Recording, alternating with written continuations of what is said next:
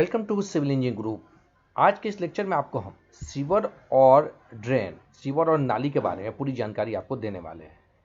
आपको एक बात बताते चले कि किसी भी शहर को, अर्बन एरियाज़ को, हमारे गाँवों को स्वच्छ रखने के लिए बहुत इम्पॉर्टेंट है कि हमारा सीवर सिस्टम या फिर ड्रेनेज सिस्टम जो मेरा है वो बिल्कुल सही होना चाहिए।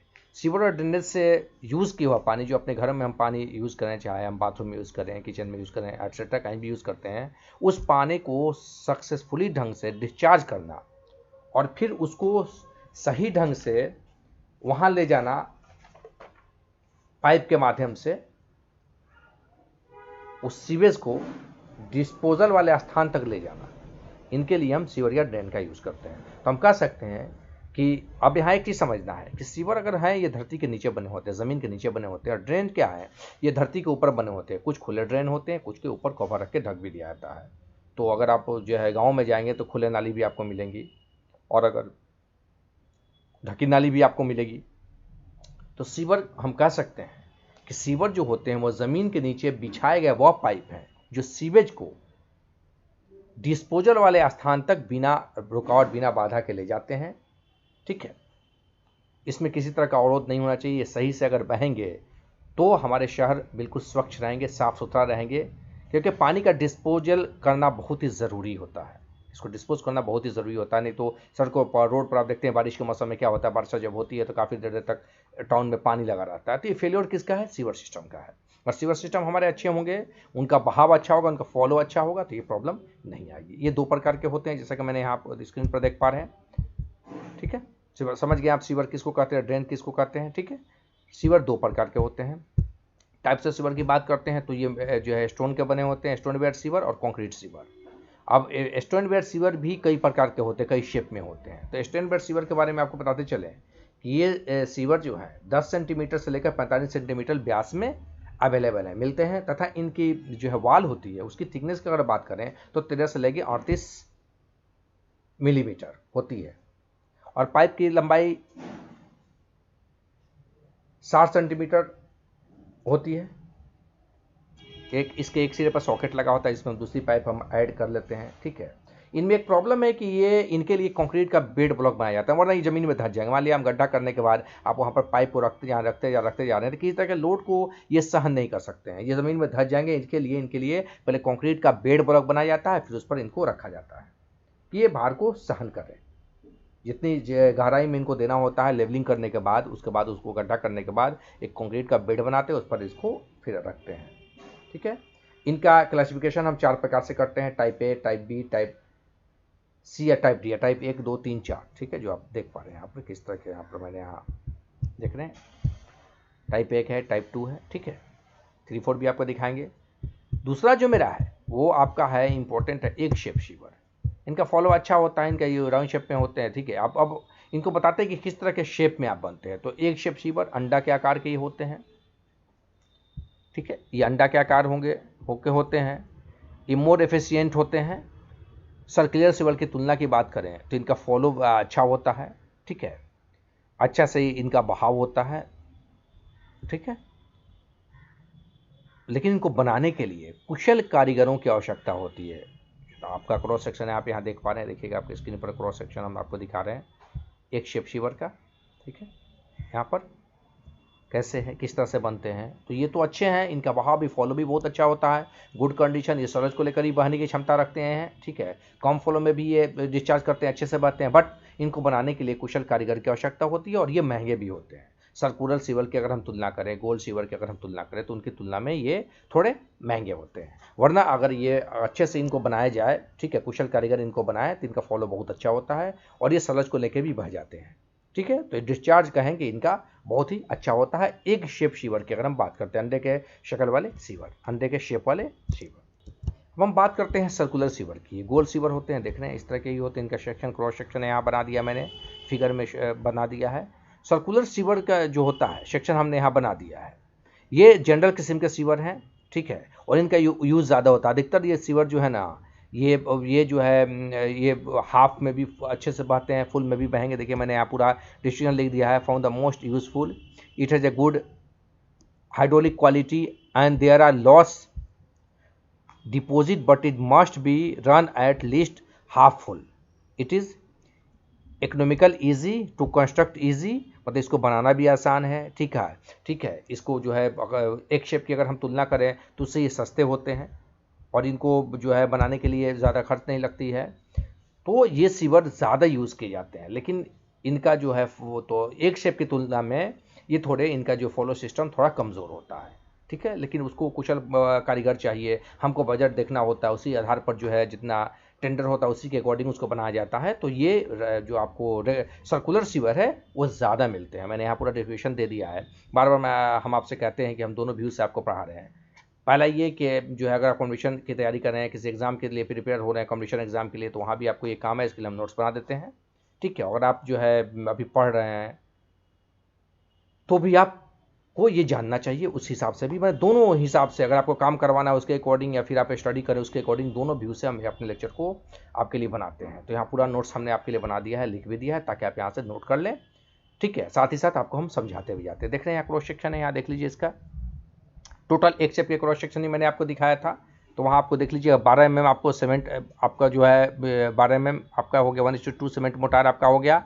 ये टोटल यहाँ से यहाँ 75 सेंटीमीटर है। टोटल चीज़ यहाँ से यहाँ इसका जो हो गया देखिएगा, ये टोटल डायमेंशन यहाँ पर मैंने इसको मेंशन कर दिया है। ठीक है, और जो है इनके अगले लेक्चर में आपको इनको कैसे बनाते हैं उसके बारे में पूरी जानकारी देंगे, कैसे इनका कौन सा मोटार रेशियो या यूज़ करना चाहिए, कैसे इसको वाटरप्रूफ बनाया जाता है, कैसे ये बिल्कुल वर्क करते हैं, इनका बेड कैसे तैयार किया जाता है, इस पर कंस्ट्रक्शन पर हम बात करने वाले हैं इस लेक्चर में। आज आपको सिर्फ इनके टाइप्स के बारे में, इनके बारे में हम बताने वाले हैं, इनका फॉलो सिस्टम के बारे में बताने वाले हैं। तीसरा मेरा है रेक्टेंगुलर सीवर। ये भी बनते हैं लेकिन ये कम बनते हैं, इनको भी देख लीजिए। कंक्रीट का बेड ब्लॉक हो गया यहाँ 60 सेंटीमीटर का, 1:6 इसको 1:20 से इसको बनाया जाता है। ठीक है, ये ज़्यादा होंगे M15 या M20। ठीक है, ये एक जनरल टाइप के सीवर हैं।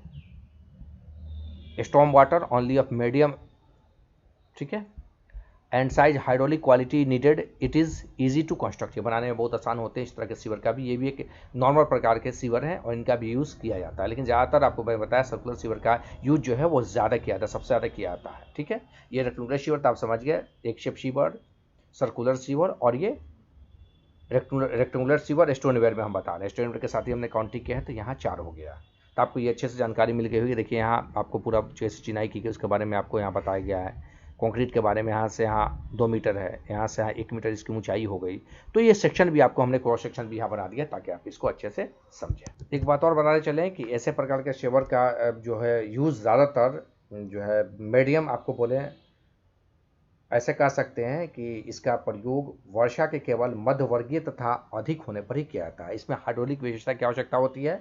ठीक है, ये बनाने में आसान होता है, मैंने आपको बता दिया था। रेक्टेंगुलर सीवर की बात कर रहे हैं हम। बात है कंक्रीट सीवर की, ये भी ज़्यादा यूज़ किए जाते हैं। ठीक है, तो इस तरह से ये बने होते हैं, देख रहे हैं जैसा कि आप यहाँ शेप में देख पा रहे हैं। इसका हम क्रॉस सेक्शन भी आपको दिखाने वाले हैं। तो कंक्रीट सीवर की अगर हम बात करें तो ये सीमेंट कंक्रीट सीवर आपको RCC होंगे, ठीक है, या फिर PCC होंगे।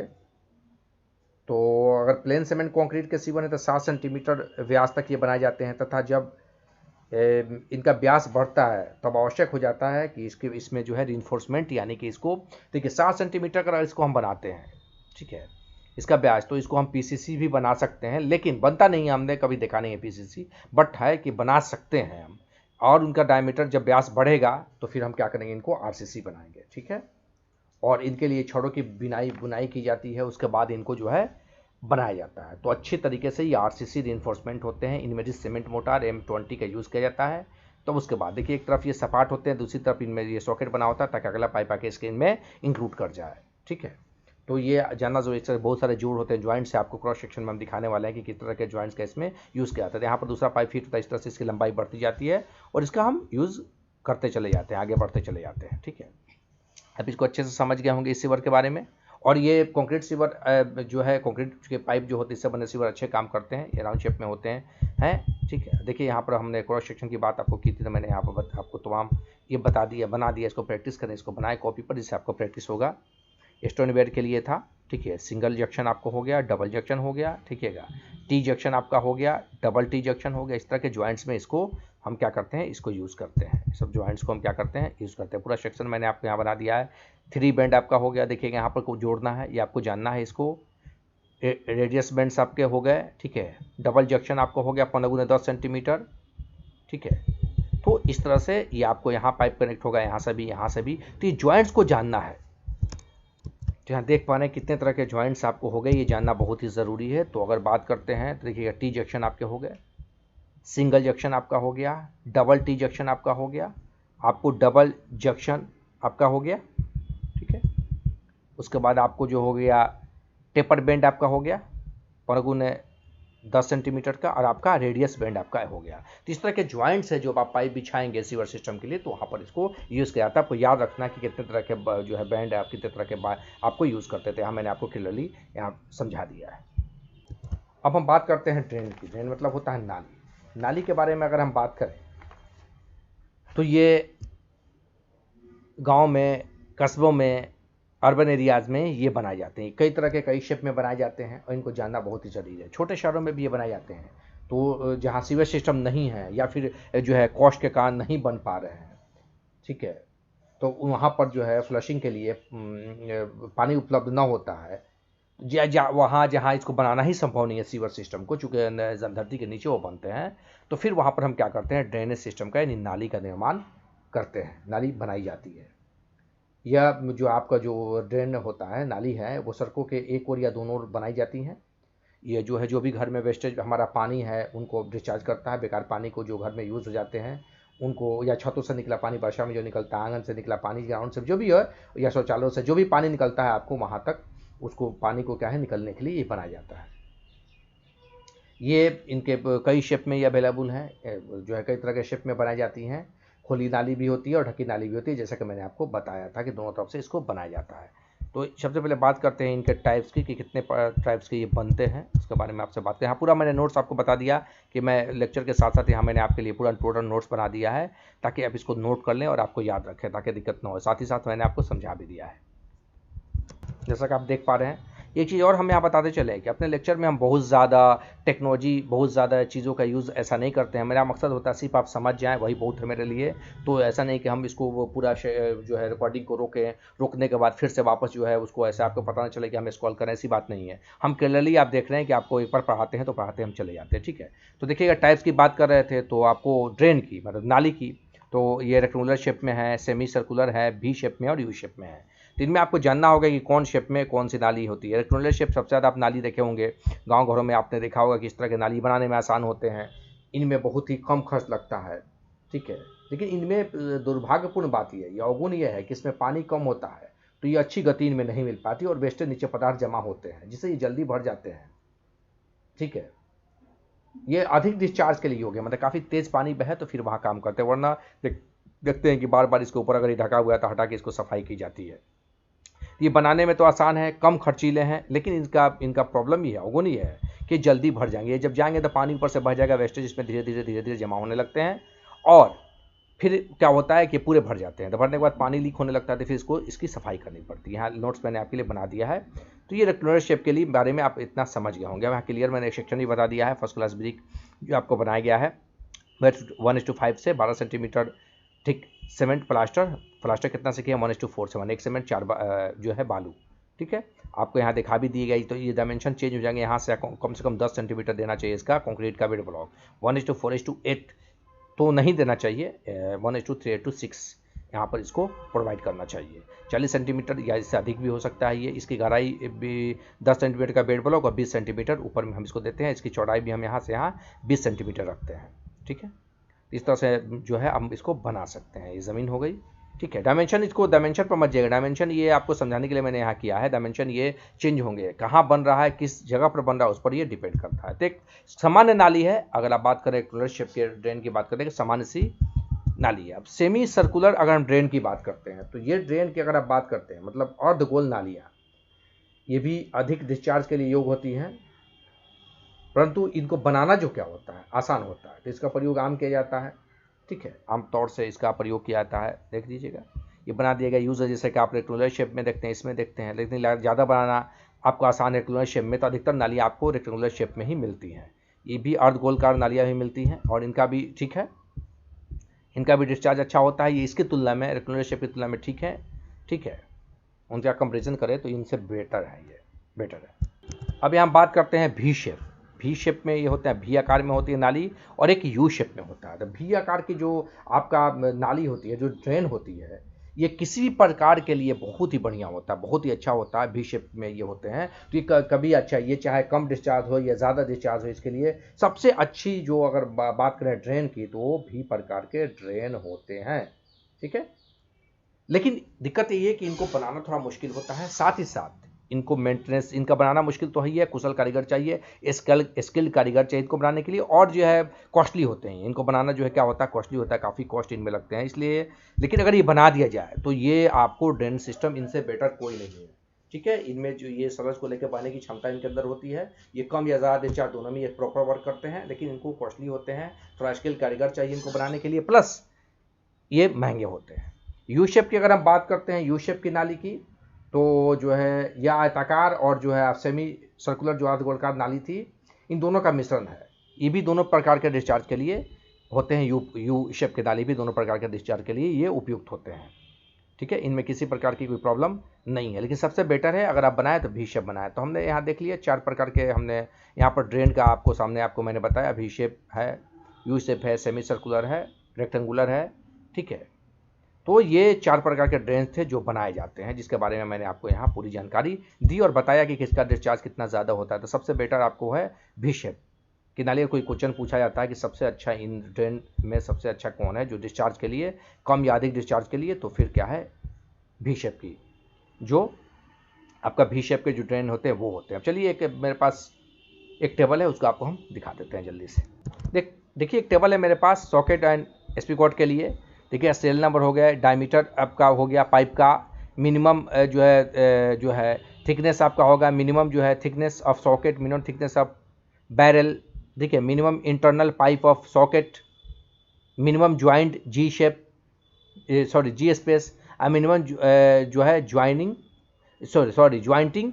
स्पेस, ठीक है। तो इस सब के बारे में यहाँ बता दिया है। तो पहला मेरा डायमीटर ऑफ पाइप कितना है, 10 सेंटीमीटर। तो आपको मिनिमम आपका जो है आपका क्या है, थिकनेस ऑफ बैरल 13 mm। इस तरह से पूरी यहाँ हमने टेबल यहाँ बना दी। इसको याद होना चाहिए कि कितना डायमीटर का आपका पाइप रिक्वायर्ड है। 15 सेंटीमीटर है, 17.5 है, 20 है, 22.5 है, 25 सेंटीमीटर है, 30 सेंटीमीटर है, 37.5 है और 45 सेंटीमीटर ये डायमीटर का है। तो इसमें कितना होना चाहिए, कितनी आवश्यकता है, ये टेबल आपको याद होना चाहिए। एग्जाम वगैरह में या जो पूछे जाते हैं कॉम्पिटिशन एग्जाम में, ठीक है। कि जैसे मान लेते हैं कि 37.5 सेंटीमीटर का आपको डायमीटर का पाइप है, तो मिनिमम आपका जो इंटरनल डेप्थ ऑफ सॉकेट कितना होगा, तो इसका कितना होगा, 7.5 सेंटीमीटर है। और मिनिमम ज्वाइनिंग आपका जी स्पेस कितना होगा, 16 mm होगा। और मिनिमम जो है ज्वाइंटिंग जो स्पेस है वो कितना होगा, 11.25 सेंटीमीटर, ठीक है। उसी तरह आपको जो है बात करते हैं थिकनेस ऑफ बैरल तक कितना होगा, 32 mm।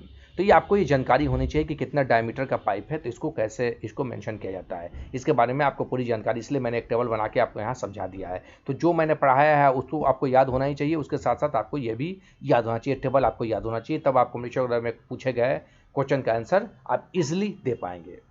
हम आशा करते हैं कि मेरा लेक्चर ये आपको अच्छा लगा होगा। ये जानकारी से भरा लेक्चर था, इंटरेस्टिंग भी है और ये जानकारी से भरा हुआ है। तो हम आशा करेंगे कि आप इसको अच्छे से बढ़िया से समझ गए होंगे। और एक बात और यहाँ कहना चाहेंगे कि अभी तक अगर आपने मेरे चैनल सिविल इंजीनियरिंग ग्रुप को सब्सक्राइब नहीं किया तो चैनल को सब्सक्राइब कर ले, बेल आइकन को प्रेस कर दे, ताकि मेरे चैनल पर आने वाले लेक्चर की नोटिफिकेशन सबसे पहले आपको जाए और आपको लेक्चर मिस ना करें। और अपने अगर लेक्चर अच्छा लगा तो लाइक भी करें, अपने फ्रेंड के साथ शेयर भी करें। हम बार बार ऐसा देखते हैं कि जो पढ़ाई वाले वीडियोज़ हैं, पढ़ाई वाले लेक्चर हैं, उनको बहुत कम लाइक्स मिलते हैं, लेकिन बाकी जो चीज़ों को हम कुछ कहना नहीं चाहेंगे उनको ज़्यादा लाइक्स होते हैं। बहरहाल ये तो आपके चॉइस पर डिपेंड करता है, व्यूअर्स जो है हमारे हैं, चाहे मेरे कॉलेज के बच्चे हों या आप बाहर के हों, तो उस पर ये डिपेंड करता है। बहरहाल कोविड-19 का हमारे देश में बहुत ज़्यादा प्रकोप बढ़ा हुआ है, तो जो सरकार ने गाइडलाइन जारी किया उसका पालन करें आप, ठीक है। और अपने अपने परिवार की रक्षा करें, ठीक है। और कोई भी दिक्कत हो तो कोविड हेल्प केयर सेंटर में आप कॉल कर सकते हैं, वहाँ कॉल करें। मास्क लगाएं, सैनिटाइजर का यूज़ ज़रूर करें, क्योंकि आप सुरक्षित तो पूरा परिवार सुरक्षित। जो बाहर निकलते हैं हमारे यंग जो हैं, उनको आप सीनियर सिटीजन को घर से बाहर ना जाने दें किसी काम के लिए, ठीक है। और जो है जो सरकार ने जो गाइडलाइन जारी किया उसको फॉलो करें। शिकायत या सुझाव के लिए आप मुझे कमेंट कर सकते हैं। मिलते हैं अगले लेक्चर में, तब तक के लिए अपना ध्यान रखें। Good bye, that's all, have a nice day.